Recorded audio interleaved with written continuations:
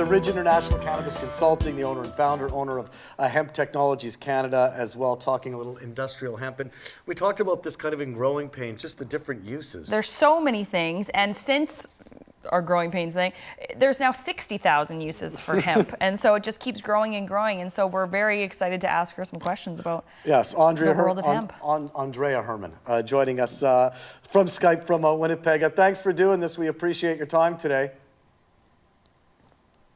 Oh, can you guys hear? Because I can't hear. I have no idea. Can we hear Anndrea? Oh, there we sorry go. About that. There we go. No worries. I hear you loud and clear now. Thanks very much for doing this. Thank you for asking me.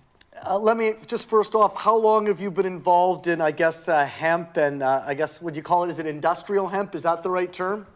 Yeah, industrial hemp or just hemp in general as a one-word usage. I have been now involved. I've been working in Canada now for over 17 years, and then personally been engaged in cannabis, first learning about industrial hemp. I'm from Missouri, and we were a famed state in Missouri, and we actually have something called the Battle of the Hemp Bells, talking about history, which is a sad story in itself, and it could have a whole clip dedicated to the Battle of the Hemp Bells, but quickly learned that there was more to the cannabis plant family than marijuana that I had initially been introduced to, and I learned about industrial hemp, and it just became part of what is my final vocabulary.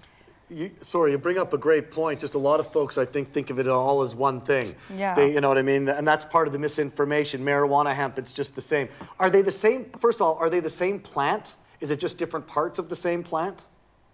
It's the same plant genera, so cannabis. So both marijuana and industrial hemp belong to the genera cannabis. And then really we function under a legal language that delineates what is classified as in hemp or industrial hemp versus what's classified as marijuana. So here in Canada, we have our industrial hemp regulations, and it defines cannabis sativa as having 0.3% or less THC in the flowering parts as being industrial hemp. Now, that's all grown underneath a pedigreed seed system. If you were to grow a cannabis plant in a marijuana program that happened to be 0.3% or less THC, does not make it industrial hemp according to Canadian regulations, because industrial hemp is grown in a pedigreed seed situation. Wow. I got confused right there. That seems, and that's probably part of the problem to begin with, because that seems a little cumbersome to say the least. Yeah. Yeah, and this is, surrounding around plant breeders and plant breeders' rights. So when you're actually developing a cultivar of industrial hemp, you actually have a protocol you have to follow. You have to be registered with the Canadian Seed Growers Association. You have to develop that cultivar to be uniquely distinct from any other cultivars that are listed on this list of approved cultivars. Now, in the marijuana side of things, there's not those same types of protocols. So you can have, people sharing their strains, and that's what they're called on the marijuana side, versus on the cultivar side as it pertains to hemp. Wow. It's quite confusing. It's fascinating. So once cannabis is legal here in Canada, can we use the same plants? Can we also use the hemp as well as the bud? Well, good question. Yeah, I mean, what's coming down the track right now with the Cannabis Commission, a lot of us don't know, as you were speaking earlier about, there's so much still left to be said, and how does hemp fall into this concept of the Cannabis Commission? And thankfully, I sit on the board of the Canadian Hemp Trade Alliance, and members of our board are sitting and actually communicating as part of that task force with the Cannabis Committee, and really discussing how these new regulations are or are not going to impact our hemp regulations. Right now, to possess viable industrial hemp pedigree planting seeds, you must have a license to do so. So if anybody wanted to gain the right to possess or grow industrial hemp, they have to acquire a license from the Office of Controlled Substance in the hemp section to cultivate this crop. With that being said, we're not allowed underneath our current regulations to work with or harvest any of the flowering parts of the plant. So we cannot grow industrial hemp as a female-only plant to harvest bud, nor can we collect the chaff, which is what's left over after you would harvest. The grain portion, which is now going into the food, which is the dominant industry here in Canada for hemp, we're not allowed to harvest that chaff material either to do any type of extracting. So in a sense, even though we've become global leaders in the grain side, we still have a lot of blockage for us to actually advance the hemp industry. So they're very separate then. That's kind of where we're getting at. It's two completely different industries.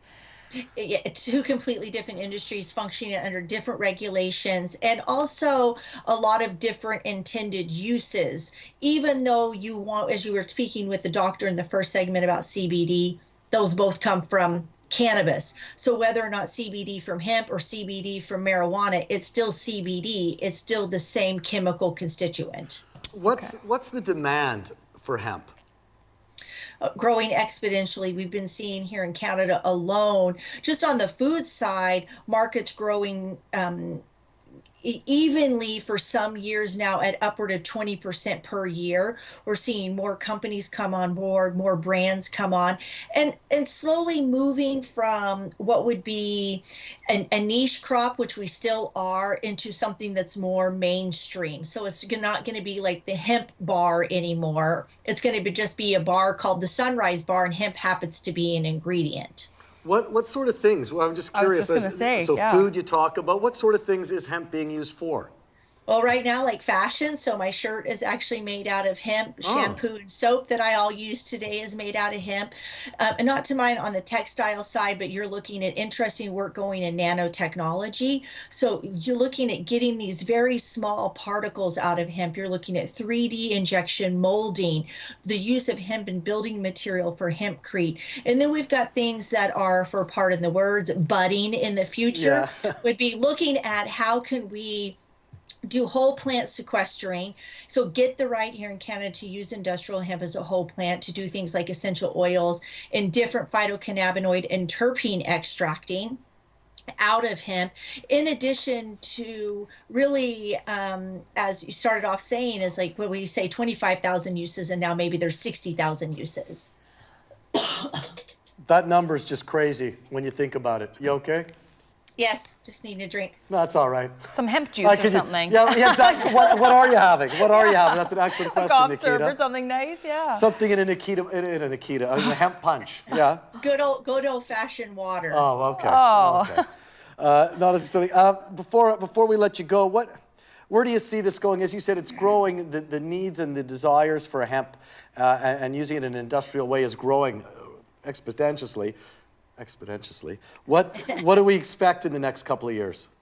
Oh, I see a lot. I see one, especially here in Canada, that we get fiber decortication, so that we're actually harvesting the fiber coming off the fields and then incorporating those into things like press boards, and I think we're going to start to see parts going into automobiles and things that we just don't visually see anymore. And people are going to start marketing this based not just solely on a little catchphrase that it's got hemp in it, is that you won't even know hemp is going to be incorporated into these nutritious, delicious foods that are highly functional, into functional products that are going into your automobiles or into your house, is incorporated into press boards that are going to put pressure off of our forests and trees, and in addition looking at the paper, nanotechnology, and graphene batteries types of products. It seems endless, the It's possibilities. fascinating too, the things that it's going to change. So no, we appreciate it. Anndrea, thanks so much for spending some time with us today. We really appreciate it.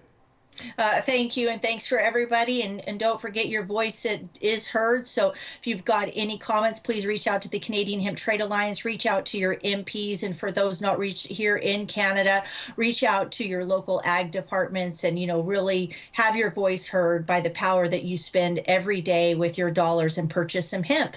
Well, listen, thank you so much. We appreciate it. You have a great day. You do the same now. Thank you. Bye-bye. Thank you. That's Anndrea Hermann joining us from Winnipeg via Skype.